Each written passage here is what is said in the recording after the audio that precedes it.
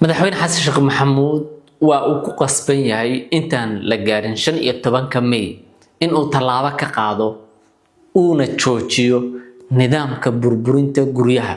waliba barakacinta dadka masaakiinta in la joojiyo waa muhiim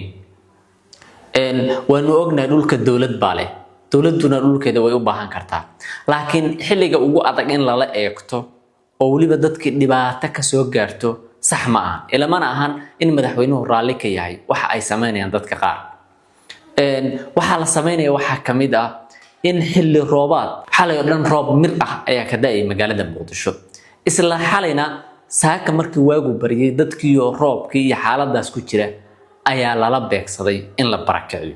xilliga ay ugu adag tahay oo meel walba biyo yaaliin meel aysan alaabta ku daldashaan aysan jirinin in dadkii masaakiinta ahay la barakiciyo oo isla xilligaas lala eegto salaada subax lagu kalaho iyadoo xalay dhan roob u da'ayay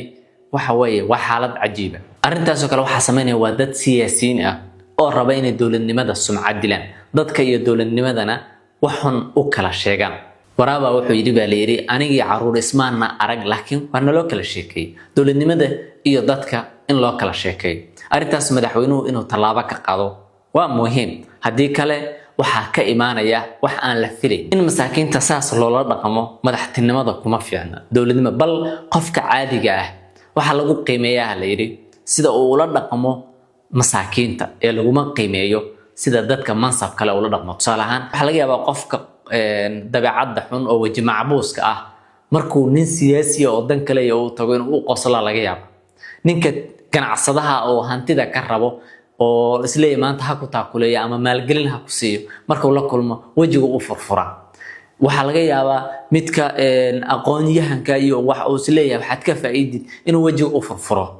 ila dan uu kale yahay marka qofku waxa leeyahay dabeecadiisa lagu qiimeeyo dadka masabka sare markuu la kulmo hab dhaqankiisana lagu qiimeeyo laakiin waxa lagu qiimeeyaa qaabka uu dadka ka hooseeyo ula dhaqmo hadduu madaxa cagta ka saaro ku tunto dhibaateeyo de qofkaasi waa qof xun masaakiinta hadduu dhibaateeyo laakiin lagu qiimeeyo dadka sare sidoo la dhaqmo qof kasta waa wanaajiya qofka uu danta kale yahay laakiin dadka masaakiinta ah marka ku tumato waxa soo baxaysa qofka aad tahay dawladnimaduna saasma nabiga kaleey salaatu salaam masaakiinta aad buu ugu roona waana waxyaabaha looga daydo nabiga kaleey salaatu salaam masaakiinta uu u roona wuxuu ku duceysan jiray allah ma xiyini miskiina ilaa ana miskiina inoole yani ma ahan miskiin waxa la yiraahdaa faqir ma aha laakiin miskiin ilaahay mar walba u baahan ayaa tahay allahumma ahyini miskiinan ilaahu anigoo miskiina inoole waxshurni fi zumrati almasaakin ayuu nabiga kaleey salaatu salaam ku duceysan jiray jamaacada masaakiintana ila soo saar sababtoo masaakiintu dadka aqniyada ah ama dadka oo mansabka sarahaya ama dadka madaxda ah waxa ay ka horeeyaan intaas oo boqol oo sano jannada uga horeeyaan sababtoo kuwaas kale xisaab adaga sugaysa hadaba in dawladdu saas ula dhaqanto dadka masaakiinta xaaladaha adag markay ku jiraan roobku da'ayo mahigaanka ah